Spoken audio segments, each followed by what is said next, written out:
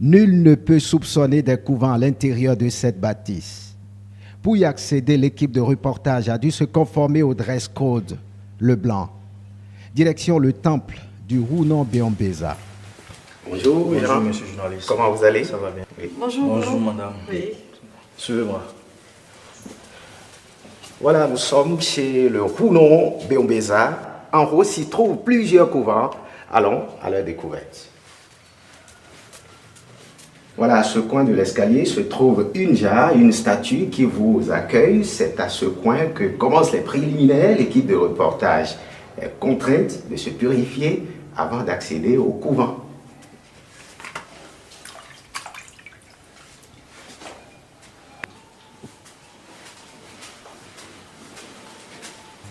Nous arpentons les marches de l'escalier pour atterrir dans le couloir, nous conduisant vers le Rounon Béombéza.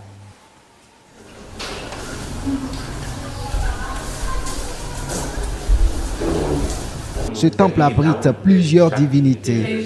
Le palier qui nous accueille est le dernier, mais le plus important à l'intérieur s'y trouvent des divinités de l'océan, installées dans un luxe dont seul le Rounon détient le secret. Autant de nos ancêtres, autant de nos grands-parents, nos divinités, c'est tout comme si les divinités n'ont pas droit au luxe. C'est tout comme si nous les vaudous aussi n'avons pas droit au luxe. Mais à l'aube du XXIe siècle, on a dit, il faut qu'on prenne soin de nos divinités, il faut qu'on valorise ça, il faut qu'on leur donne les places les plus meilleures. Comme divinité dans cette salle, il y a Mami, dans Aïdo-Hwedo, Tohosu, Lisa, Brahma. Il règne également ce portrait de la mère du Rounon Béombéza, déjà décédée. C'est elle qui initie son fils Béombéza il y a plus de 20 ans aujourd'hui. Béombéza s'illustre dans son pays et au-delà des frontières nationales.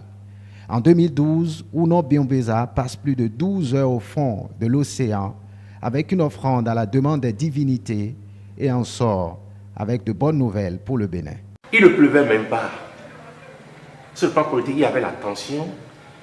Sur le plan social, les gens souffraient. Il y avait tout par plus de problèmes et puis ça n'allait pas. Et j'ai eu la vision, on dit que c'est telle chose.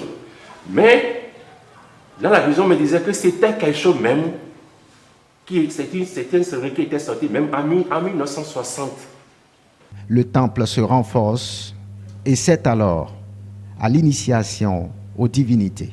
Notre caméra n'est pas autorisée à filmer l'intérieur des couvents, notamment du Sakpata, du Gou, du Hevioso, installés à l'intérieur comme à l'extérieur, non loin du temple.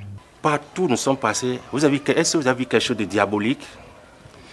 Donc, ne considérons pas ces richesses, notre vaudou, comme du fétichisme. La définition du fétiche, c'est un objet à qui on attribue des pouvoirs. Le vaudou n'est pas, c'est pas une fétiche. Et que Dieu nous accompagne afin que la force du bien puisse agir sur la force du mal. Je vous remercie. Une grande mobilisation autour du 10 janvier, au-delà, redorer le blason de nos divinités, c'est bien le combat du Rounon Béombéza, le vrai sens de la célébration de la fête du 10 janvier, la fête du vaudou.